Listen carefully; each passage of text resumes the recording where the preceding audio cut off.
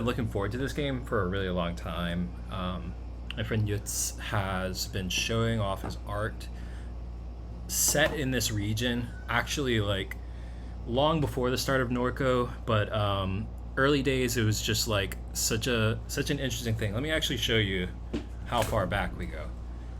Um, I have, let's see. Never mind. I have some prints that he sent me through the mail of some of his earlier art, and wow, this okay. So some dumb things like the chat that's on here is not showing up. So let me try to refresh this. Um, okay, do this. I've never streamed anything before, as you can guess. And let's see. Is this gonna do something? Okay.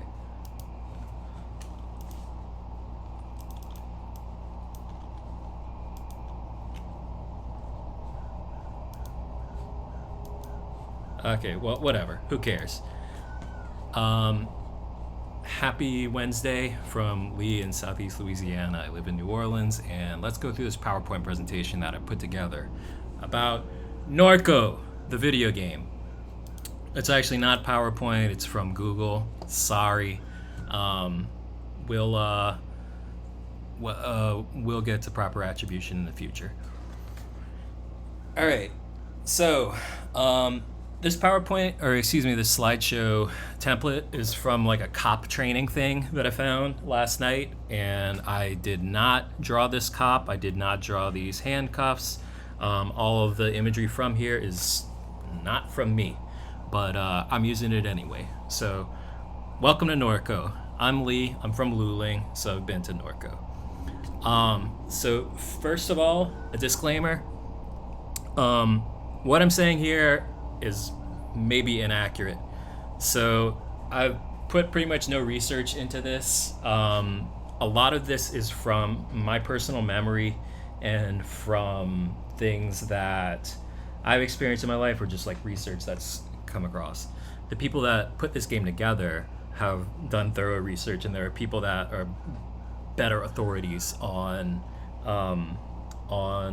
all the topics that this game covers. So again, nobody's paying me for this. I'm not an expert, but I'm just some guy from Luling. And to further take that home, it only represents my experience. I don't speak for anyone else but myself. I've driven through Norco. I've done a lot of just like living in St. Charles Parish, but I didn't make this game. I just noticed a lot of stuff that resonated with me and reminded me of being a kid. So just gonna go on to the next thing. So let's talk about St. Charles Parish. So Luling and Norco are both part of St. Charles Parish, and a parish and a county are basically the same thing because of the Catholic diocese, or the presence of Catholicism within Louisiana. Counties are referred to as parishes. These are just local municipalities that govern towns or cities, or in the case of Norco and Luling, census designated places. So Luling and Norco don't have anything, any kind of like direct governing bodies, no mayors or anything like that, but we're run by the parish president. Parish president right now in Luling is, or in St. Charles Parish, is Matthew Jewell, who is like 6'10" guy who's in his early 30s, who everybody asks if he plays basketball. Look him up. Check it out. Anyway, so to quickly put into context where Norco takes place, again, Norco is the video game. Norco is literally the town. So Norco is here, New Orleans is here, and where I grew up is over here. My family, my dad's family is from Hanville, and basically in this area. so very, very close to Norco. Um, and I spent a lot of time with my grandpa going around St. Charles Parish. After he retired from his job at Monsanto Chemical Plant, he started work as a courier and like a handyman for all of the public libraries in the parish. So we would go from like the Hanville Library to the Luling Library to the Destrehan Library and to the Norco Library to drop stuff off.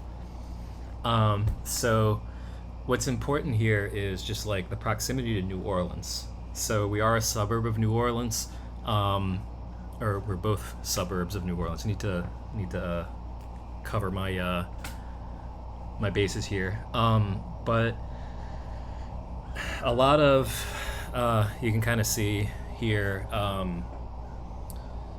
We're not actually go back to one. So like I wrote here, we're not really New Orleans, but we're not really much of anything except for a place where a bunch of chemical plants employ a lot of people. So that's not to, I mean, that's just pretty dismissive of all the beautiful wildlife and all the like cool people that have come from these regions. But I can tell you that growing up in Luling, most of my time was spent on the internet and playing video games. So I didn't really take part in too much of the sportsman paradise that is Louisiana. I did a lot of watching Lupin the Third fan subs and talking to people on Alt Fan Dragon Ball news group. So to give a little bit more context for St. Charles Parish, St. Charles Parish is a part of Acadiana as a whole. Acadiana is the the land of the Cajuns. It was the area that the exiles from Nova Scotia came down to southeast Louisiana and went down through the bayous. St. Charles Parish is really on the outskirts of it. So though there are some kind of like cultural similarities in the ethnicity of the people and like a lot of the culture, it's its own thing, and you'll see kind of like as we go along. But there are swamps and bayous and wildlife. You can definitely take a boat tour through the swamps, very close to where my grandparents lived in Hanville. And I've never been on it, but I've been on one. And if you come through New Orleans, definitely go on a cool swamp tour. In particular, go on a nighttime one. I love it. So, in addition to things, in addition to our identity in Acadiana, St. Charles Parish belongs to the River Parishes region. So it is kind of like a subset of Acadiana, but it's the region that exists basically like communities that line the Mississippi River within the Acadiana region. So I don't really have a good, well, we'll go into that later. Yeah, so there's that. But St. Charles Parish belongs to something that's like really not fun to say is Cancer Alley, which due to the industry and lack of care, we see a disproportionate death rate amid poor and black populations along here. So this is kind of the world that Norco stems from, and we'll see a little bit more later. So let's talk about Acadiana.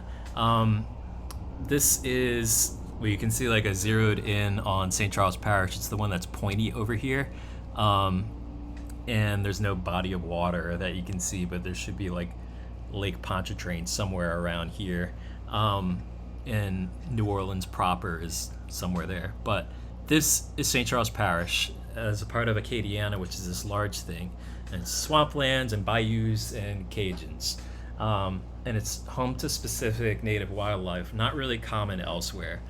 It's one of the cooler things about living out here, that you can see just like Spanish moss and cypress trees and straight up just like swamps. I love it. I love going to see alligators at City Park whenever I can. I got a comment in the chat from Yahtzee Maine asking about my Metairie shirt. This is from Brian Funk at Sisters in Christ. It's just a couple of creeps and it says Metairie a bunch. I lived in Metairie for a while. I loved it. I ate a lot of Taco Bell. I go there for Target. Actually, we went to a China Rose last night, which is a very good, kind of like traditional Chinese restaurant that surprised me. Anyway, so the region of Acadiana is home to the distinctive culture that thrives in the environment. Not just Cajun culture, but Black Creole culture and a lot of, just people that have lived here. It's not a monoculture. It's very vibrant, and there's a lot of life out and about. And as I had said, part of the stuff that people love about looks like never mind, excuse me. My internet speed is really not doing well right now. So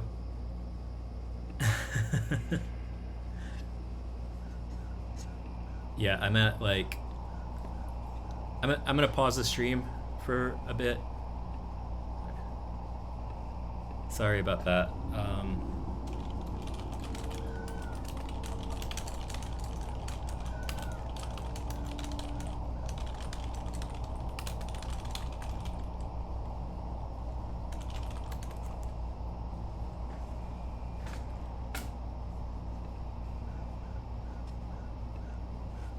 Okay, if you're watching this from a recording,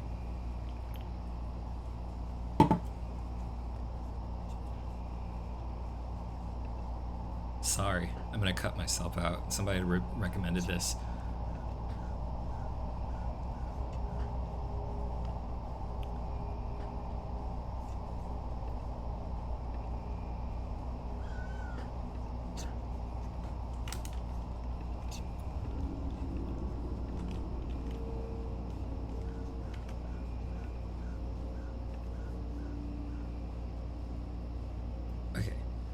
Well, we'll try this again. Sorry if somebody really wanted to watch me, but let's do this.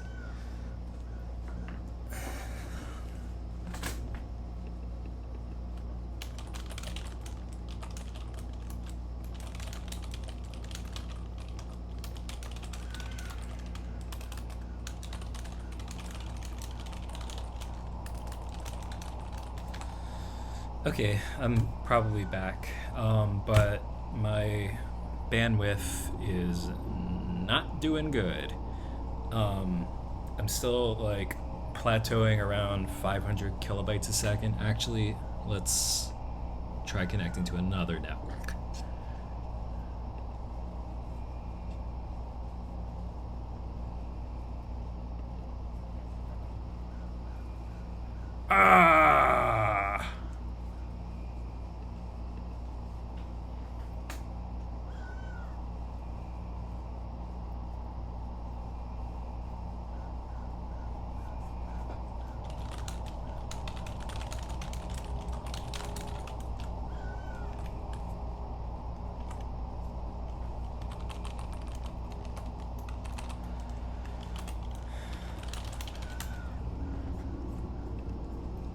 Okay. All right. Another try. So yeah, looks like I'm back at, well, no. Okay, whatever. All right. So back to talking about Acadiana. There's lots of people that go out fishing and sweating and hunting. Everybody loves it. Just kidding. But it is a really big part of it, and you'll kind of see that within Norco, the game itself. Next up, I'm including this because of the next slide, which introduces why things are called Cancer Alley here. But historically, the river parishes area was called the German Coast. This is because it was settled by a lot of Germans. There were campaigns to get Germans to come to Southeast Louisiana and live here. And they all settled, and you can see all of these very, very German names Hymelia, Trinity, Kelowna. These are names, actually, Hanville is over here, of people and names that still exist to this day. The plantations, they grew crops. Their plantations were widely credited as keeping New Orleans fed and alive in its early days. The German coast and the immigrants that had settled there were just like, they grew things and they took their skiffs down to New Orleans and sold them. And due to just tons of flooding and lots of different issues, they kind of kept the city afloat. So when I said plantation, I wanted to point out that eventually slave labor was part of it, and it's not something to just kind of gloss over. A lot of plantations currently exist to to show that, man, what in the world is going on with my internet?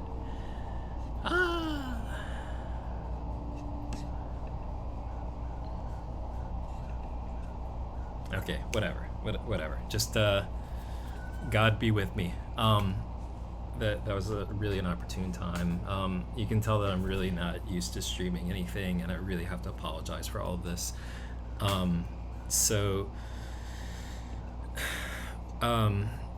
It is really cool that a lot of the former plantations that were powered by slave labor have become basically museums dedicated to educating people about how awful the slave trade and all of it all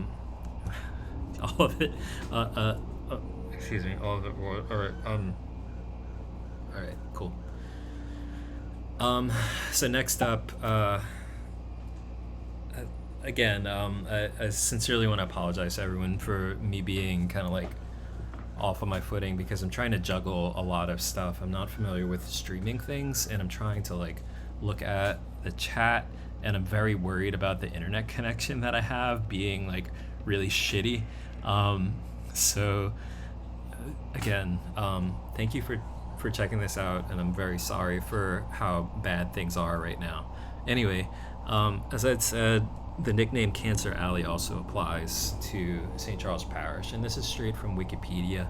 Cancer Alley is the regional nickname given to an 85-mile stretch of land along the Mississippi River between Baton Rouge and New Orleans, in the river parishes of Louisiana, which contains over 150 petrochemical plants and refineries. So, to contrast with the German coast, this was settled by, I use the term settled, but corporations had benefited from the same problems that are. I need to not look at the chat because all right, real quick. Okay, resettling. Because of the easy access to ports, lots of chemical plants had settled along the Mississippi River. So the proximity to Port of New Orleans means that the companies can supply the world with industrial goods. The chemical plants and oil refineries are largely credited as responsible for higher rates of cancer in the local populations. This is a thing that you'll see really,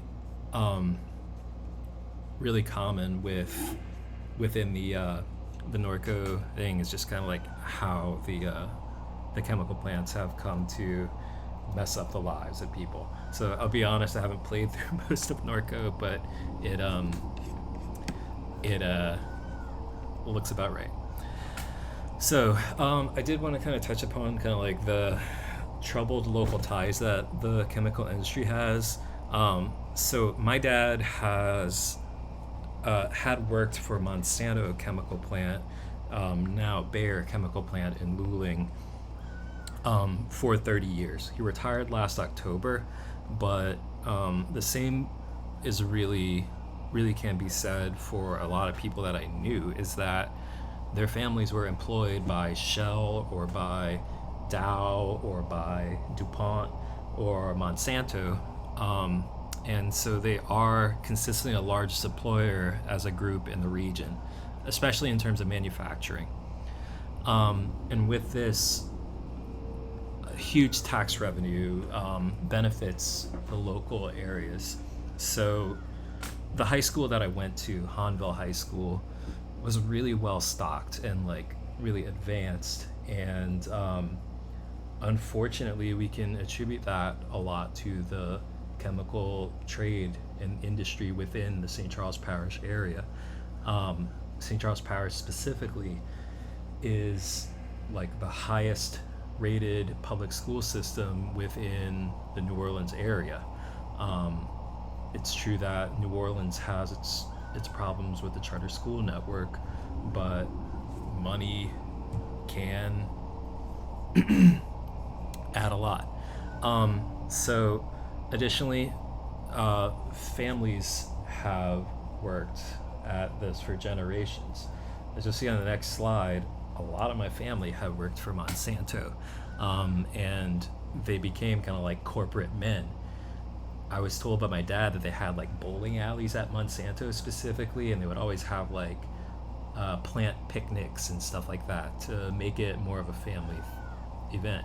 I don't know so much about that now, but very much so people's identities are tied locally to the companies that provide them with jobs and, you know, kind of fuck up our world. But as we'll say in the next bit here, that like in spite of all the, you know, arguable good that these chemical plants bring to the area, they're kind of messing up the world as a whole. And this is kind of the future that Norco predicts. Norco, the video game, that is. So here's kind of the last slide. I'm Lee. This is me here. This is my grandpa, Lionel Oquan, on his 62nd birthday, it turns out. This is my older brother, Jarrett. This is my cousin, Rachel. I grew up in Luling, as we saw. It's a nearby town to Norco, so a lot of the visuals are really similar to me.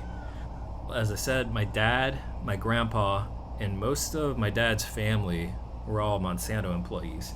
My grandpa had retired in the 80s or early 90s, but my dad had worked over there until last year. I think that he still has one brother who works there, but for the most part, it's, yeah, like such a huge part of my life, because also I have uncles who are in the petrochemical industry. One of my uncles worked for Chevron, where he would go basically all over the world looking for oil, or like places to dig for oil. And another one works for Shell, and I have no clue what he did. But with all this context, I spent so much time growing up not identifying with that, with any of the kind of culture. So I call myself a former punk and skeptic and a computer guy, and I'm always really tired. But it gives me I was raised in this, and so it is a very large part of my identity and part of my childhood. Region shapes you so strongly. I spent a long part of my life fighting against it, but here I am, still the same, and about to play a video game set in Norco. Like I said, I'm still in New Orleans. If you want to come hang out at Bayou St. John and drink a beer with me, I'll do it. I'm still worried about Louisiana. We've had some really terrible tornadoes actually recently tore through the excuse me, the like Arabi area, and prior to that, Hurricane Ida had really messed up Luling and Homa and a lot of places that I'm very familiar with in the River Parishes area. So anyway, that's it for right now. I'm gonna take a look at the chat finally and say what's up to people in there, because now I'm not reading from a script. But let's see.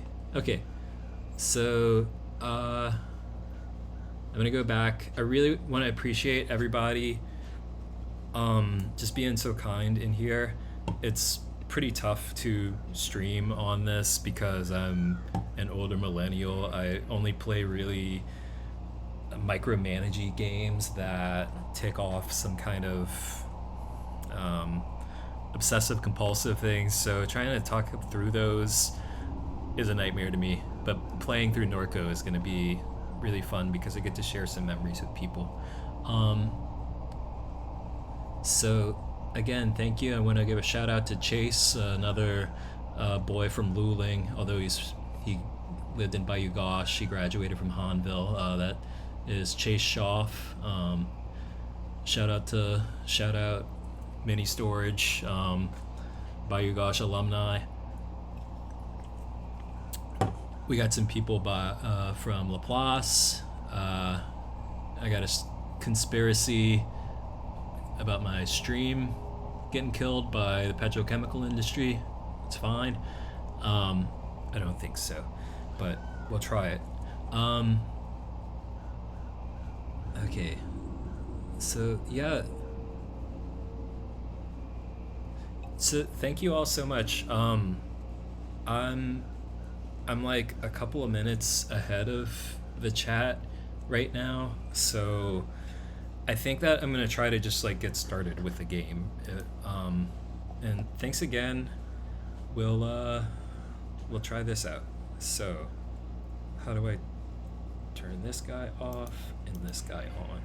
Cut. Yeah. Okay. All right. So, welcome to Norco.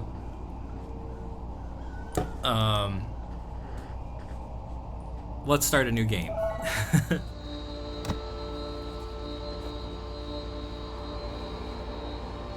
Shield hid the stars behind halogen and flame projected onto the night every night. There was no such thing as silence. The noise never went away. The refinery exhaled an endless sigh. So, I don't know, I think that it's sweet to say I still can't sleep without that sound. It's part of life.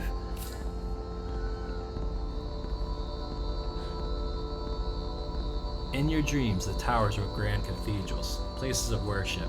The swamps hid behind mirrors like spies. The birds transformed into radiant spheres and traced omens above the highway blight. Oh shit, I wanted to go back to that one. That was, it looked like I-10. I just wanted to say that. You spent your adolescence sleepwalking between little devastating rituals. Though Blake pleaded, you decided to leave.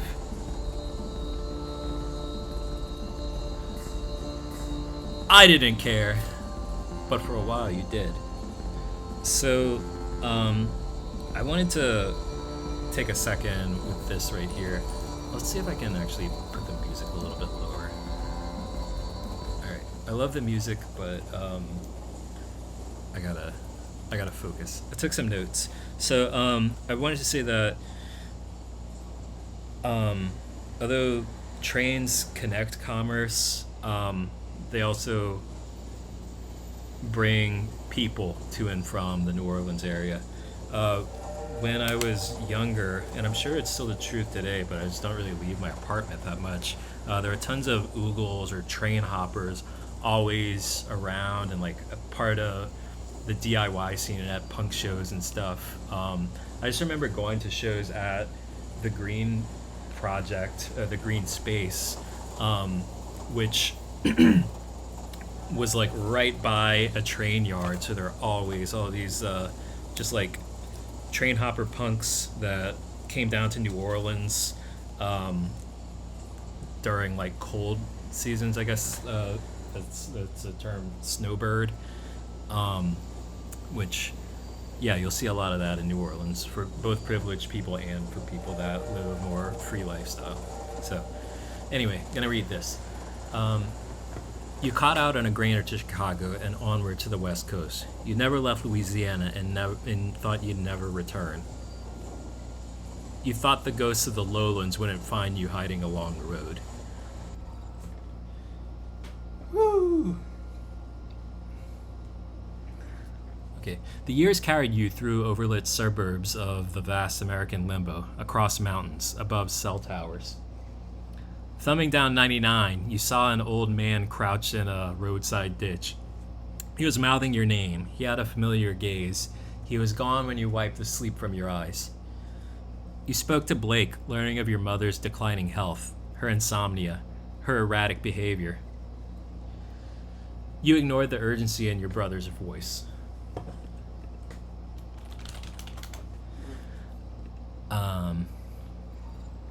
We all got a brother named Blake. By and by, you made your way east. You threw your phone into the Rio Grande. You joined the armies of the Mesa. For months, you were in the company of fugitives. You slept in nuclear tunnels, repairing engines and weaponry. I also want to say, my friend Doug is in the chat, and he says that the soundtrack for the game rules, and I agree. We're going to put the soundtrack back on, if that's okay. Put it back here. Yeah, it really does add a lot to this, and it's a lot better than my voice. So, for months, you're in the company of fugitives. You slept in nuclear tunnels, repairing engines and weaponry.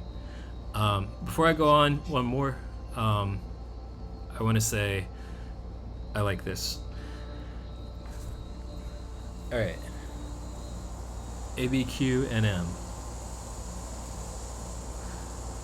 The war was a meme that set Albuquerque on fire. You escaped while the foot soldiers of a pop-up junta bloodied the parched land. While hiding in the berth of a freightliner, I'm a good Catholic, so I'll say that I prayed. You held the cross around your neck and mouthed a prayer to God. You called home from a landline in a motel somewhere beyond Texas. You knew from Blake's hello that your mother was already dead. You hung up, shouldered your bag, returned to the highway. 5 years had passed. The ghosts were calling you back home. Alright, it's time to go back to Norco.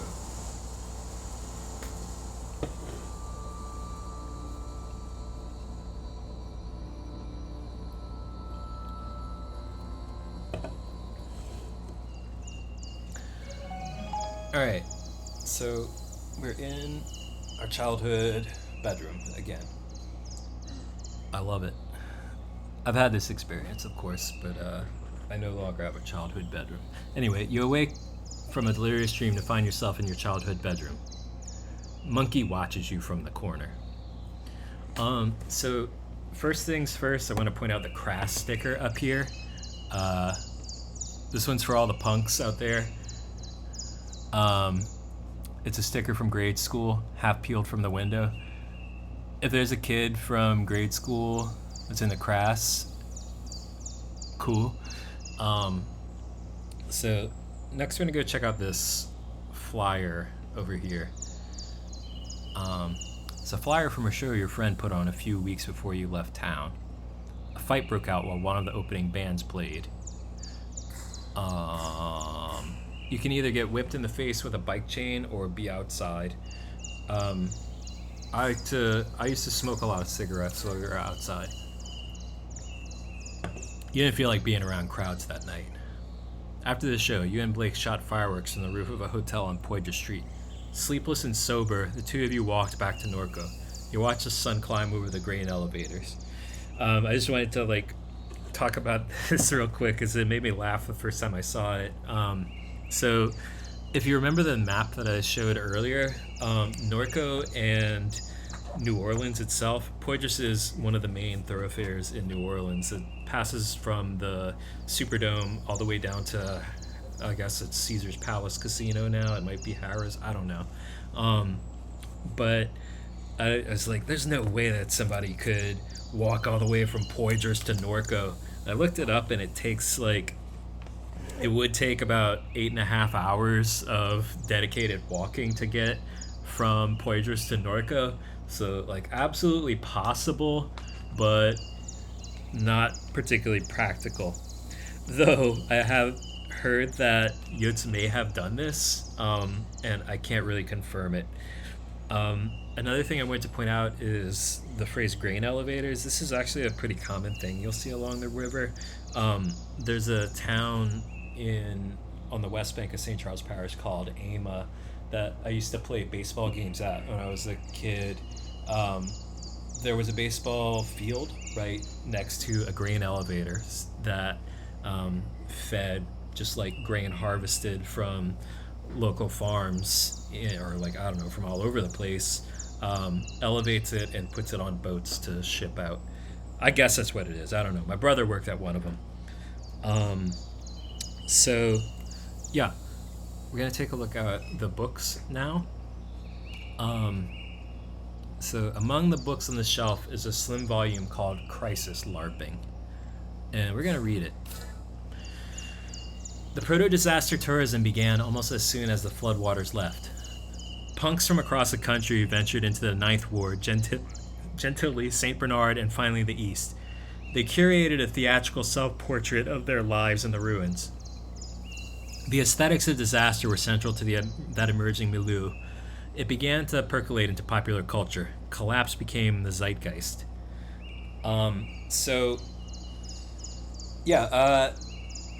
This is what you'll actually see in New Orleans a lot, and it's partially cynical but also partially true that there are a lot of young people that have moved here and they treat this area, which has seen a lot of pain and just difficulties,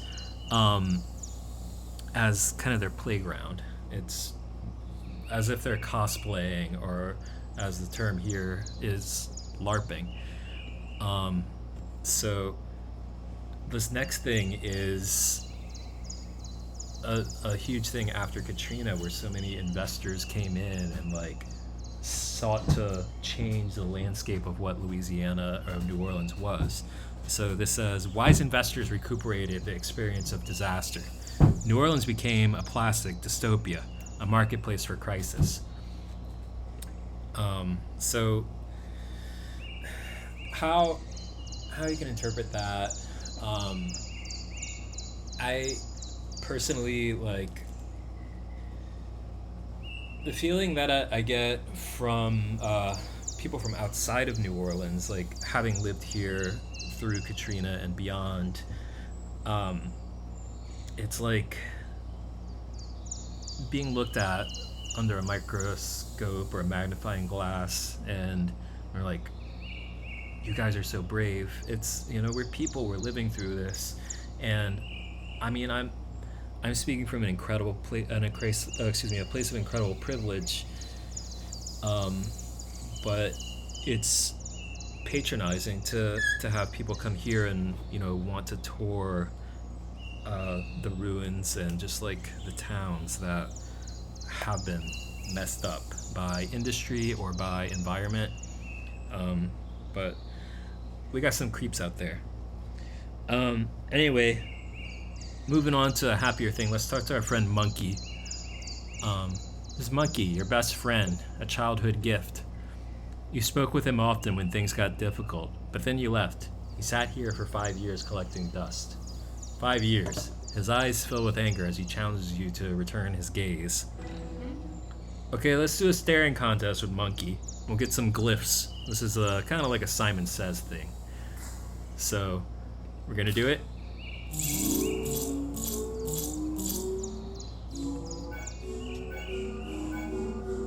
Yeah, I can guess. I can remember 4 sequences, or like 4 items in a sequence. So you successfully meet Monkey's gaze with cool assurance. However, his expression is unchanged. You stare more intensely. Staring contest, part 2. All right, we're gonna click some rings. So this, for me, a fan of the Rhythm Heaven games and through Guitaru Man and all these other things, I'm gonna excel at this, I think. So I'm ready. I'm gonna say yes. Okay. My friend Monkey is coming along for the journey with us. I drape Monkey over my shoulder. So the next thing I wanted to look at was the laptop over here. So this is what made me really happy with the writing immediately, and just kind of filled me with joy to see the word parent on here. So the laptop your parent gifted you idles on a shoddy particle board desk. So if you know a little bit of French, the word parent means godfather, basically. I don't know necessarily what relationships people have in their families, but growing up within the Catholic faith, at your baptism, you have your father and your godfather and mother and godmother. These are roles that your parents choose for people that are close to you. So my parent is my Uncle Benny. He lives a street over from where I grew up. And I would always see him at crawfish boils, and he's just, in a lot of ways, kind of like a second father to me. So the relationship of parent and nana, if you want to go check out something that's really fun and sweet, I think there's a song by this comedian and musician Black Gidry called "Walking in the Woods with My Parent," which is a parody of walking in a winter wonderland about just going hunting with your parent. So anyway, thanks for letting me talk about the word parent a lot. So I'm gonna wake up the laptop, and as the screen illuminates, you notice that the signal in the house is dead. No internet. Hey, that kind of freaking sounds like my house. Alright, it looks like Blake was using the computer at some point. He left the browser tab open. Well, let's see what pornos Blake was looking at. See what Reddits he was on. But it looks like Blake was on St. Charles Parish Anglers. And yeah, again, like I had said, fishing is really common. It's just like a really common pastime out in Louisiana. Not that it's not common throughout the rest of the world, but there's a lot of just like cool places where you can go out in a boat or just like fish off of the side of the road. So we're gonna kind of like go through my favorite teenage years activity of looking at a post or looking at some posts online. So Modbot says that some other posts are archived here. This one user says, anybody still post here? And somebody says, nope, place is a wasteland. Next person says, mods are all SJWs. And then this other person says, you're posting. And this other one says, nice one, jackass. Someone says, forgot I even posted. Wanted to run something by you gents. Was knocking out Sakale in the spillway. Saw a big round glowing thing in the sky. They call that the sun, OP. So yeah, Sakale is a kind of fish. The spillway is an area, it's like really close to Norco, that is used for kind of like flood control or like offload from the river. Sometimes it's filled with water, sometimes it's like you can ride dirt bikes in there. My brother did that. Anyway, funny. Talked to somebody else, seen it too, near the parish canal. Brad asked the sun. LMAO, I see that every day, OP. Been rising and setting every day I've been alive. Drop it, folks. Anybody seen or not? Nothing like this but birds in them swamps be acting weird. We've all seen the sun, brah. Relax. Looks like it was made of glass, maybe. Will glow real bright, then not at all. Move fast. Best pick I could get. All kinds of shit been happening out that way. Get some sleep, OP. Need cash fast? Install Quack Job. Use promo code #bleed3 for up to 0.005 Quack coin. LOL, TF kinda name is Quack Job. Just like the name sounds, full of lunatics. App's a way of getting you to join a cult. Worse than them people living in the mall in Kenna. You can't trade that coin they use on hardly any exchange because everyone knows it's a goddamn Ponzi scheme. Mods won't do a thing about shills, but they'll ban you on the spot for using a naughty word. Place is a joke. ClearNet's nothing but celebs, libs, and bots. Seen this exact thing, OP. Still there? Seen at the base of this upper suction. I don't know what the upper suction is. But the mall in Kenner, that's Esplanade Mall. There was a wrestling match over there a couple of years ago, and last time I went there, you could buy caskets. They filmed the Jay and Silent Bob, what is that? I don't know, whatever the latest Jay and Silent Bob movie was when they go to the mall to hang out with Brody. They go to the mall in Kenner, Esplanade. All right, so we've kind of exhausted the bedroom, and I got to pull out some Cajun guy voices. So yeah, we're in the living room now. I want to draw attention to the crucifix and the shrine over here. I don't know if I recognize this, but it makes me feel like it's the Footprints in the Sand poem. Look it up if you haven't. So first thing I'm gonna click on is the photograph over here. And it's a photo of your mom holding Blake as a baby on a beach in Pensacola, Florida. It's winter. You stand beside them, bundled up and laughing as a gust of wind rakes the beach. The sky is bone white. Like just real quick, the Pensacola beach is like the closest nice beach to New Orleans.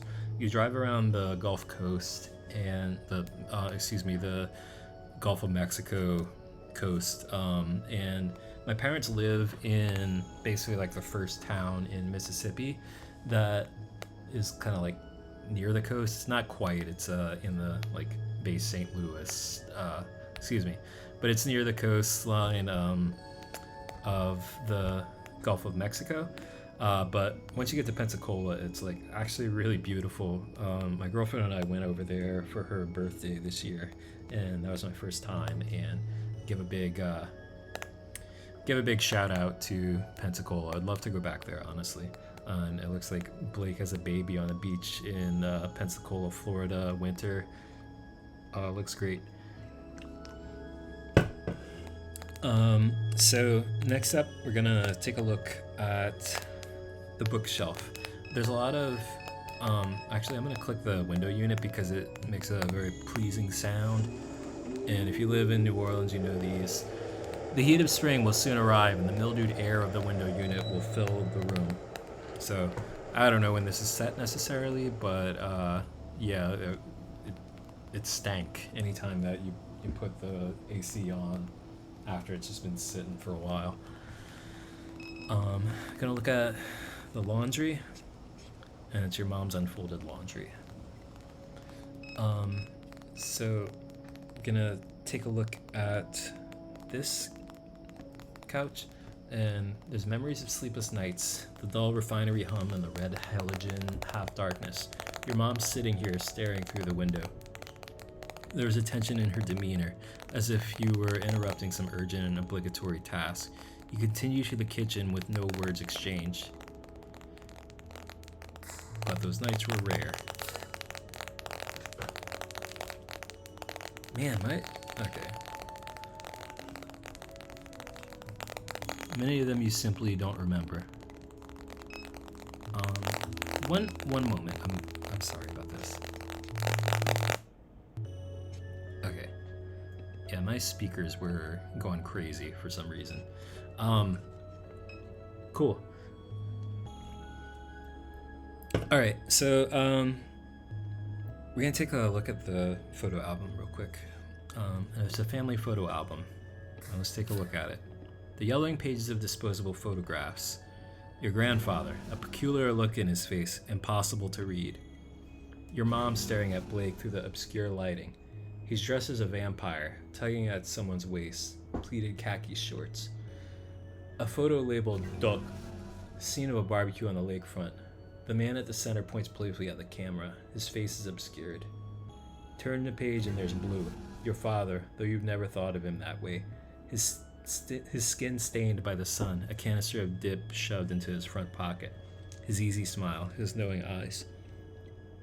You set the book aside. Take a look at the mail. So a letter from Shield Oil sits atop a stack of mail. Dear neighbor, please be advised. There will be elevated flaring at the site of our number 5 stack near Good Hope on the evening of Thursday, March 19th. This will pose no health risk to residents. If you have any questions or concerns, please contact the Shield Norco Office of Community Engagement. Just like one quick thing, and you'll see this in those videos that we're going to see, but it is a really familiar and kind of calming sight to see the big flame stacks at the Shell refinery going off. It's freaky, especially when they have elevated flaring, but it's hard to view as calming, but it kind of is. I would never tell Shell that. If they're listening to this stream, you doing it. So we're gonna take a look at these books, and this is an area that I might have a little bit of trouble with pronouncing things because I'm kind of a dumbass. You peruse the titles on the bookshelf. And the western margin of the lake. Many tragedies have come to pass along the western margin of Lake Pontchartrain. The unnamed hurricane of YW9D left the settlements of Frenier and La Branche in a state of unrecognizable destruction. Those who survived did so by clinging for their lives to the limbs of cypress trees. The fables and secrets of those communities lie with the bones now scattered in the sediment of the lake. I can't speak to history with this, but I have heard of hurricanes wiping out entire communities and towns, and this doesn't sound really far-fetched. The one that comes to mind most immediately is Grand Isle. Now, it's still around in a fishing community, and it's a place where we would go when I was a kid. My family had a camp out there, and in the 1800s, you can read it in Kate Chopin's The Awakening, but it was very much like a resort town. Hurricanes had devastated it, and in no way does it exist in such a capacity. Now, the Frenier and La Branche settlements, I'm really not familiar with, and I have to apologize, but the lesson, like the things here, do sound like a lot of depictions of hurricanes that I've heard about. Now, critiques of deliberate externality. Shield has acquired much of Norco's most flood-resistant land through a variety of mechanisms. Madier and Moore, YX1W, argue that one such mechanism is a process of deliberate externality. This theory posits that key corporate decision-makers encourage the company to emit effluent and noxious substances into the environment with the explicit intention of decreasing neighboring property values. This compels residents to sell their properties below market value to relocate as quickly as possible. The criticism that this theory often receives is that it diminishes the importance of slavery in situating black residents along industrial fence lines up and down the Mississippi River. In the words of Carter, YX2B, slavery was a deliberate externality from which Shield continues to profit. Pollution was never needed. So, a big thing with that is this is something that has been going on for a very long time, is just like the displacement of black families within the Norco area into the least, the least favorable areas. They're often in, I think it's referred to, fence line communities right along the outskirts of Norco Shell refinery, and it's resulted in a lot of deaths and just people like a very much lower quality of life just because of the greed of the refinery. So nothing happier in the next one, but in Fenceland Diaspora, um, in the end, we decided to leave dimes. It wasn't the cat cracker or the smells or the fear for our children's health that drove us away, though they played a part. Truth be told, it was the media attention, the spokespeople and activists and academics, all this. This. I was done with it. I was done being a poster child, done being thought of as a victim. I wanted my experience to be my own, not something to gawk at or dissect in a laboratory. So this is kind of the reality that I think of in the lives of people that live in Norco. Like, the media attention is treating them as victims rather than fully fleshed people. So I can understand like the desire to leave if it's within your power. So I'm sorry if I'm misinterpreting that, but that's one thing that I kind of got out of it. Okay, in not very lighter news, let's take a look at the television. And this is an old defective flat screen that your mom never bothered to bring to the curb. So you turn on the television, and a chaotic distortion of your mother's memories flash before you. So we'll do that. And like I was saying, here's the flaring that I was talking about on the Norco Shell refinery. It's just like, looks like something is really fucked up over there. And I guess in general, it is pretty fucked up that this is happening, but the plan is working as intended. And I can't explain necessarily what's going on here, but here's some. I'll let these speak for themselves. I'm really sorry.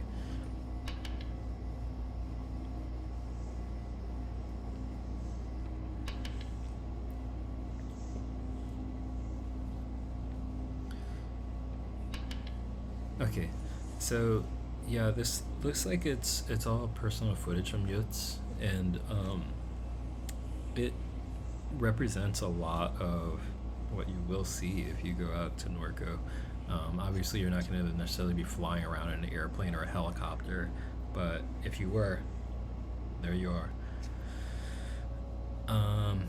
So yeah, okay, let's go to the kitchen. All right, and you got some your mom's painkillers here. We got a microwave. You've discovered so many dead cockroaches in this microwave over the years that it's discouraged you from using it. For several months, a dead baby roach was stuck between the clock's display and the protective screen, blocking the hour. Blake finally shook the microwave aggressively enough that the roach fell into the guts of the machine. So yeah, roaches are unavoidable. They're everywhere. You gotta learn to live with them, or you gotta learn to move them outside for people who don't know how to live with them. And you are always frightened by the laundry room. So the next thing that we're gonna check out is the attic, and it's a really nice scene. But it says, there used to be much more clutter up here. You imagine your mom gave it away as the end approached.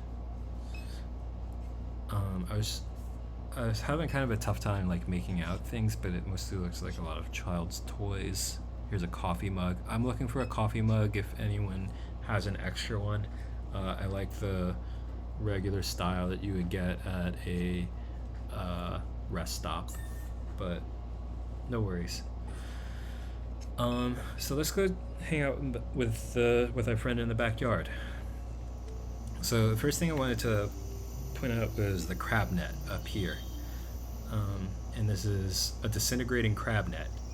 Blue taught your mom how to make these, and your mom taught you. In the summers, you'd bike to the suction before sunrise. Tie chicken necks to the bottom ring of your net. Submerge it. Sit there nursing your coffee while the swamp raised its voice. You'd come home with a dozen or so crabs snapping and writhing in a burlap bag. You assume your mom hadn't been out on the water much this past year. So that is a really, again, like another really nostalgic thing for me. families around here go crabbing, and like loading the nets up with chicken necks and leaving those in a ditch or anywhere where you definitely find crabs is just kind of like a great way to pass time. Um, my mom and her family would always go crabbing on the beach in Grand Isle when she was a kid, and they would catch them and use the salt water from the Gulf to boil the crabs in, and they would just eat the crabs right on the beach. So there have been some times where I've gone crabbing with my mom on the ditch along Highway 90. I don't remember much about that. I definitely didn't do that, but crab nets, you can still buy them and still go lay some chicken necks out and get them. So we're going to take a look at the refinery. And the towers of the refinery wink in a subtle and familiar rhythm. I wrote that the refinery, especially if you're driving in from the city, the way that I would go when I was a kid, like we would take I-10 back across the Mississippi River through Luling. We would take the Hale-Box Bridge, and there would just be like a sea of lights from the refinery or from the chemical plants. And yeah, that's the thing that was really comforting, not necessarily the flaring, but that was part of the mix. And now we're going to talk to our friend Million over here. I'm going to try to do, I don't know, I'm not going to do a funny voice for this. I'm sorry. Million sits in her characteristic slouch, lost in thought. Her carapace has taken on the rusted and weather-worn quality of the rest of the machinery in the yard. You recall the night that your mom showed up with her. You and Blake stayed up past dawn, poring over pirated API docs. Her ragdoll mass was slumped on the floor as you wrote the routing procedure. You wonder if such memories hide behind her constellation of eyes. The robot regards you casually. Let's talk to her. Okay, you're awake. Couldn't sleep. Catherine used to say the sound of the refinery helped pacify you. Perhaps that is no longer true. In any case, I'm certain I was no help. She gestures toward the motorcycle at the edge of the carport. I was turning over the engine on that bike to test the coils. It was quite noisy, but they're in good shape now. All I need is a fuse, and we can use it to get around while I finish repairing the truck. I heard the phone ringing inside, but I had my hands full. Well, where can we get a fuse? The gas station up the road has them, but you may have to persuade Troy to let you in. Were you expecting a call? Many people have been calling since Catherine died. Your brother is usually the one to answer the phone, but I don't know where he went off to. I wonder where he could be. Likely at the bar or bookstore if I had to guess. Why would so many people be calling? Your mother left behind a lot of loose ends. From what little I know, I gather she was conducting research for a client in Fat City. I sense that many people would like to acquire that data. Just gonna quickly say that Fat City is a hub of nightlife in Metairie, which is a suburb most close to New Orleans. There also was Cypress Hall, which is a punk rock all ages venue that I think was kind of like a coming of age place for most people growing up around here. You could see hardcore shows, metal shows, punk shows, and probably get hit on by a guy in his 30s if you were an underage girl. So yeah, just that kind of place. But Fat City, you can still go there and get actually like pretty good pho, and yeah, it's worth the trip. And anyway, excuse me. I sense that many people would like to acquire that data. I'm unaware of where she has hidden it. Perhaps Blake knows its whereabouts. And who exactly would want to see the data? Your mother spent her entire life researching this town. She knew histories that others have forgotten.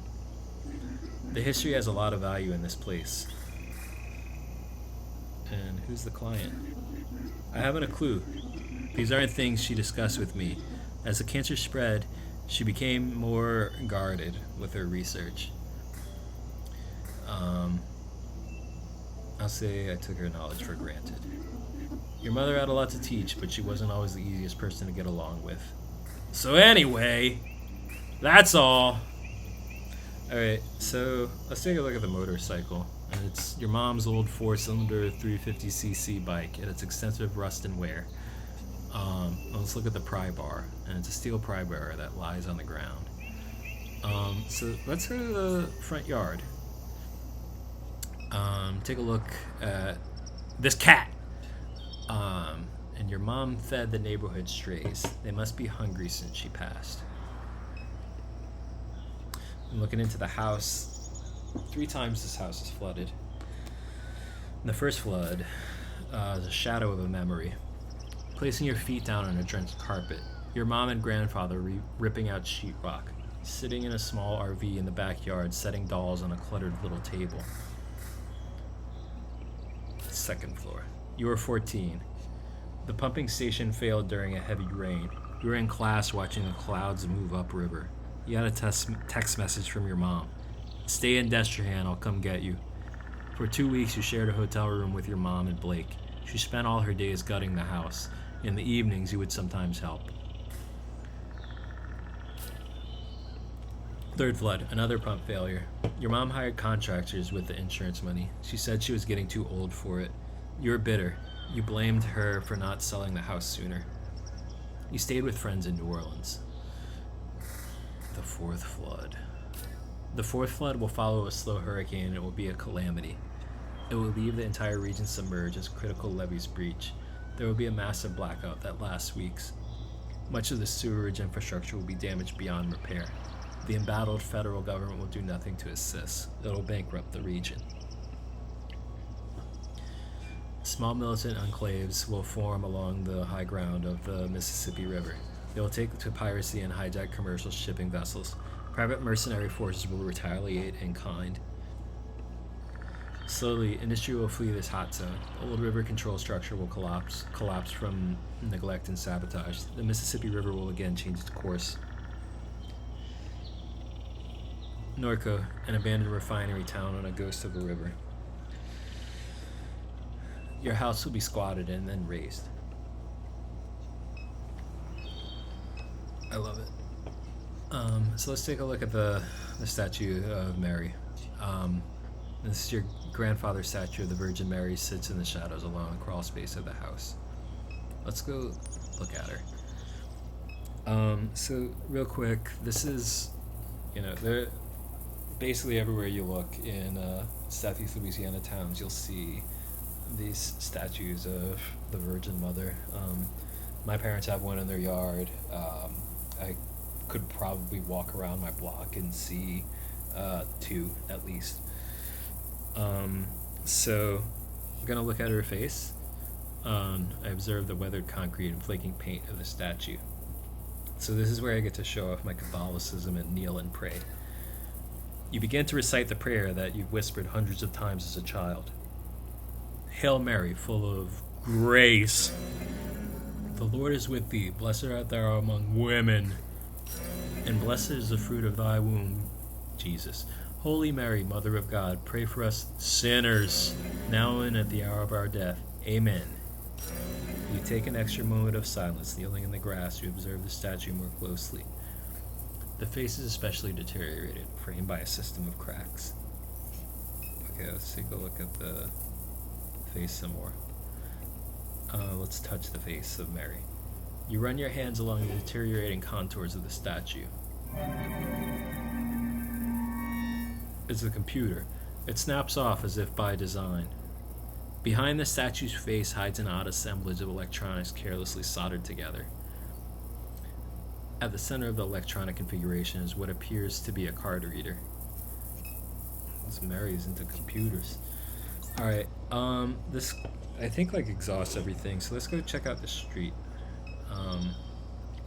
So the first thing I want to point out here is this snowball stand. It's actually modeled after a place called Todd's Cream Shack, but it's closed for the winter. In True Detective Season 1, this is used as a site of a banh mi stand that Matthew McConaughey and Woody Harrelson's characters eat at. It's not a banh mi stand, it's a snowball stand. Honestly, I don't think that there was like really any sizable amount of Vietnamese food in the river parishes for a long time. I'd be a little bit surprised if there actually was any right now, but um, I've been wrong about stuff before. So let's talk to these little girls. The little sister says, "The turtle he crawled out the excuse me, the turtle he crawled out the trash can. Don't touch him. See, he's dirty. No, he's not. Turtles are always clean. They live in water. Trash water is not clean. We gotta go see. Just let me stare a little longer. He's pretty." Let's check out the sisters again. They keep talking about this damn turtle. I love it. I'm getting a question about which is worse over here. Mosquitoes are definitely worse. Uh, roaches. Roaches are fine, I think, but that's the opinion of a native. So let's take a look at this Padu PI place. The lights are on at Padu Private Investigators. And you knock, but there's no answer. So here we see Apple Street and 3rd Street, and if you look it up on Google Maps, it's, by God, really there. Let's go check out the Floodgate Tavern, which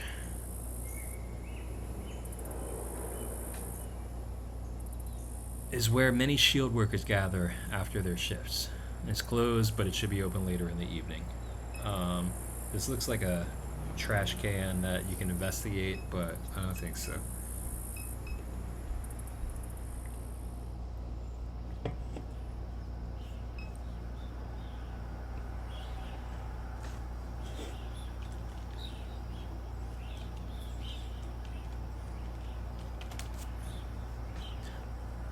So, all right, let's go to Dime's Discount. So I saw this and I was like, man, where the hell is this modeled after? It looks a little bit like the gas station in St. Rose, further down the river road from Norco. But I really don't know. It could be really any gas station. But here's a film set. When I was playing through this earlier, I thought, wow, it's a freaking True Detective thing. But here it really is. It's a film crew set up along River Road. Several floodlights illuminate a gruesome murder scene. 2 men stand pensively above a corpse. Let's go check it out. As you near the set, a small, energetic man jumps from his chair. "Attention, dumbass! Can't you see we're trying to shoot here?" Say, "What are you filming?" "It's a detective drama called None of Your Goddamn Business. Any other questions?" "Sounds cool. So this like a murder scene? Keep it up and it's going to be. Hey, you know what? Wait a second. You from around here?" "Yeah." "We could use some cultural expertise, you might say. We're filming a Bayou cop drama and all these knuckleheads are from LA.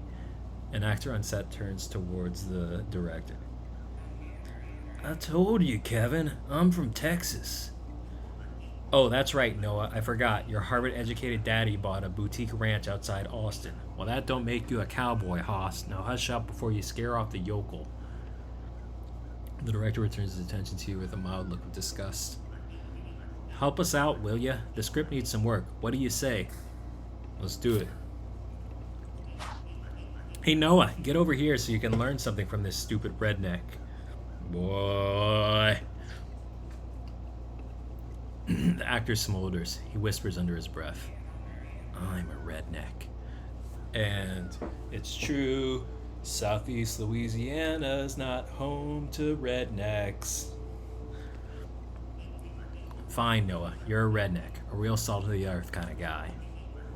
but as luck would have it, we came across an even dumpier hayseed than you, okay? So just take a knee. Alright, anyway, we need some good slang. What do you call a villain, a bad apple, a lowlife? When I was playing this earlier, I said asshole because that's what people would say, but obviously it's not what the guy was expecting. So I'm gonna not go with bad daddy, which I like. I'm gonna go. Crawfish Devil feels like it's gonna get called out for being too on the nose, so I'm gonna say bad daddy because that sounds like a Southerner's slang. Bad daddy, huh? You nod solemnly. That's pretty jive, pretty seedy. I can work with that. Great, that's settled. One more thing. What's a more regional way of saying to murder, to kill? Ah, shit. Okay. Well, I guess the guy's expecting like a redneck slang thing, so I'm gonna send him home with the roosters. Send him home with the roosters. You maintain severe eye contact. Yeah, I like that. I like that. Sounds raw. Sounds real. Remember it, Noah. Home with the roosters. Well, I'm satisfied. The bad daddy. Send another poor bastard home with the roosters. Sends a shiver down my spine. I seriously have to repeat this? This is how real people speak, Noah. It's how people talk outside Silver Lake, you understand? Real people are out here saying weird, gross shit all the time. So memorize that line, because that line is going to win me a Golden Globe. Oh, the director half remembers your presence. I'm pretty good at sourcing talent, aren't I? Always had a knack for it. I guess I owe you one. If ever you need anything, talk to Noah or somebody else on set. Just don't bother me, I'm busy. Now get lost. So, real quick again about True Detective. This was filmed, a lot of it was filmed in Norco, and mostly in the area around it. It's set in Lafayette, but it's not in Lafayette. It was really fun to watch because I've never really seen this kind of region depicted on television. A thing that you'll see more broadly is like really deep into the swamps, and like you'll actually see that in True Detective, but kind of like the broader bayou region and the farmland and marshland and all. That's one of the cooler things about it. So yeah, so we talked to this guy at the film set, and I actually did better this time than when I was playing this earlier. So let's take a look at this freight loader.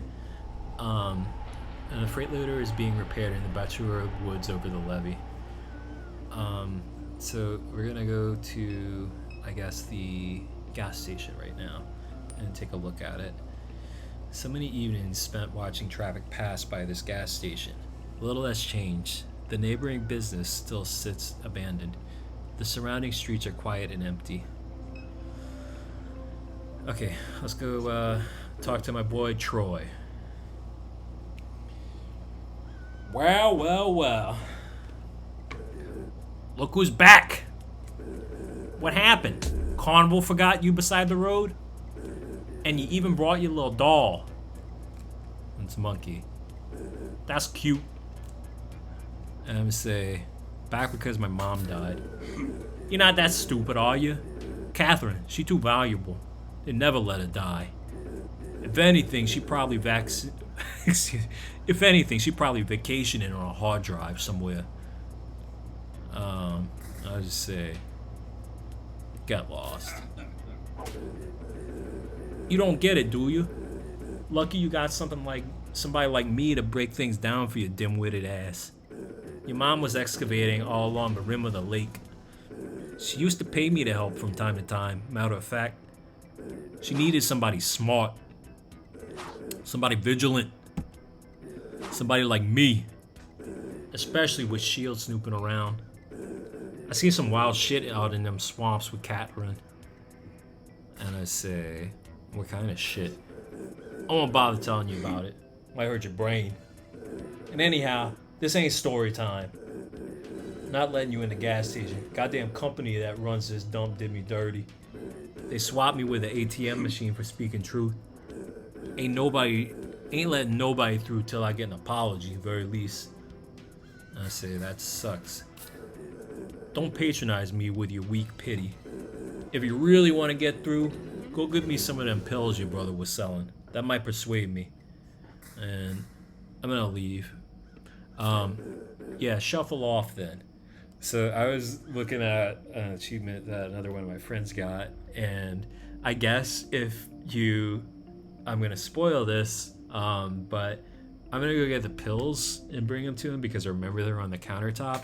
But if you fight him, I think that you can get an achievement as a class traitor. And the description for it is that you broke the picket line out in front of Dimes, and I'm not a class traitor.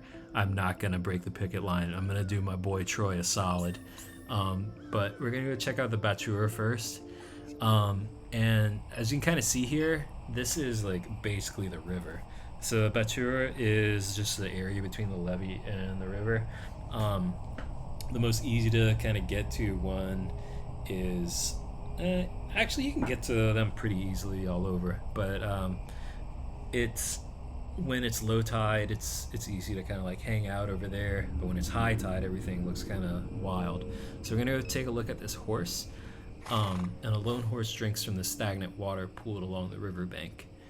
And we're gonna talk to the drifter and look at him, and a man sits on a pile of flotsam, his head buried in his canvas jacket against the sharp air. I'm gonna talk to him. Stupid horse. The man's gaze stays fixed on the opposite bank of the river, never turning to you nor the horse. And I say, I can't stand that horse. A lot of stupid in this world. Stupid people, stupid horses. I'm gonna say, I'm a little stupid myself. Then go get you a river drink. He spits on the dirt at his feet. You know what all they dump in that water? Hell of a cocktail. He spits again, wiping a string of mucus onto his sleeve. What you out here for anyway? Ain't you heard they got a criminal on the loose? Bringing the law around here, making things harder for the rest of us. Best be sharp, young one. So that's about all to see here, but I really love this shot. I think that the colors here are great, and I'm not going to gush over it any further, but I'm going to look at the memorial. And the memorial languishes in the river mud. A 2x4 cross, plywood plaque, cairns of pulverized concrete. Sprayed haphazardly onto plywood is a remembrance. Here passed the brave freedom fighters of January XW11, whose cries of liberty echo through the generations. In much smaller lettering, a different hand scratched "fake" across the bottom of the plaque. I wish I had pronounced plaque as plaque. So we're just gonna go to our house and pick up the where are we? Pick up the pills and bring them back to Troy. And then I'm gonna wrap up after that. So you guys have been really nice through this stream, and I really appreciate it. I am getting a little bit more comfortable with this, and I hope that next week I can do a little bit better of a job, and maybe fix my internet issues, because I'm like a solid 5 minutes behind what's going on in the chat. Anyway, we're gonna go check out my boy Troy. Got me them pills? Only way you gritting through. Yeah, I got your pills. Smart move. I'll let you cross the picket line this time, punk. That's what's up. Alright, Troy. We're gonna go in the gas station. And look at the fuses. Fuses hang on the shelf. And you'll take them. I detect that you have merchandise in your possession. You must remove any unpurchased items from your backpack and scan them in order to exit the store. Choose an item in your... Okay, so we're gonna do like the classic drag and drop here. You scan the fuse. Thank you for your purchase. Okay, take a look at the price scanner. Take a look at the fucking cigarettes over here. Immaculately stocked cigarettes. Take a look at the liquor. You wonder if this place ever started checking IDs. During high school, friends in the city would drive all this way just to get booze. Let's take a look at the candy. Protein bars, bubble gum, breath mints, taffy, etc. So let's take a look at this kiosk. The disembodied, illuminated head of the kiosk levitates silently in the browser tab. I'm going to talk to him. Good evening. How may I help you? You own this place? I'm Discountware, a distributed cloud-based operating system for American Discount Southeast Incorporated. Semantic version number 16.3.3. The owner of the franchise is Perilou & Sons LLC. Discountware is licensed to Perilou & Sons LLC via the standard American Discount Southeast Incorporated licensing agreement. How do you like this job? I proudly perform the routine maintenance, operations, and procedures of 237 American Discount Southeast Incorporated franchise locations across the Southeast region. American Discount Southeast Incorporated is a model company, awarded for excellence in business and community service. Thank you for inquiring about American Discount Southeast Incorporated. You know Troy, that guy outside? Thank you for your inquiry. I'm forwarding it to Perilou & Sons LLC. Perilou & Sons LLC has declined to respond to your inquiry. So why'd Troy get fired? American Discount Southeast Incorporated prides itself on its outstanding mentorship and jobs training program. American Discount Southeast Incorporated works to ensure that each franchise location provides opportunities for career growth. At American Discount Southeast Incorporated franchise locations, we leverage automation and machine learning technologies to enhance the lives of all employees. To apply for a position at any American Discount Southeast Incorporated franchise location, please visit americandiscountse-adse today. I'm good. Let's take a look at some dog food, and there are dusty bags of dog food lining the shelf. So we got what we need, and I think it's time to head back to our robotic friend. So Apple Street, then home, then backyard, and say hello to Million. You got the fuse? Good. We'll be able to use the bike to get around town until I'm done with the truck. It concerns me that Blake still hasn't returned. He's been spending a lot of time at Sarpy Paperbacks lately. Perhaps we should look for him there? Alright, let's go.